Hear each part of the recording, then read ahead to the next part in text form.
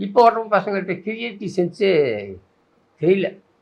கேட்டால் டெக்னீஷியன் நான் வந்து சிஜியில் நல்லா பண்ணுவேன், காஸ்டியூம் நல்லா பண்ணுவேன், இப்படி சொல்கிறாங்களே ஒழிய செய்யணும். அது காசு சம்மந்தப்பட்ட விஷயம். ஒன்றுட்டு தனிப்பட்ட முறையில் நீ என்ன பண்ணுவ விஷயத்துக்கு அது நம்ம அவங்கவுங்க அந்த அனுபவத்தில் வர விஷயம், அனுபவத்தில் வர விஷயம். அதனால் நம்ம வந்து ஏன் வரேன்னு யாரும் கேள்வி கேட்க முடியாது. சினிமா யார் வேணாலும் வரலாம், யார் வேணாலும் போகலாம். திரும்பி பார்த்தா 10 வருஷம் 15 வருஷம் 20 வருஷம் காணப்படும். நான் டைரக்டர் சரி ஆகிட்டேன், எதை வச்சு என்ன திறமை இருக்குது? இல்லை சார் நான் வந்து சிஜிலாம் பண்ணுவேன் சார்.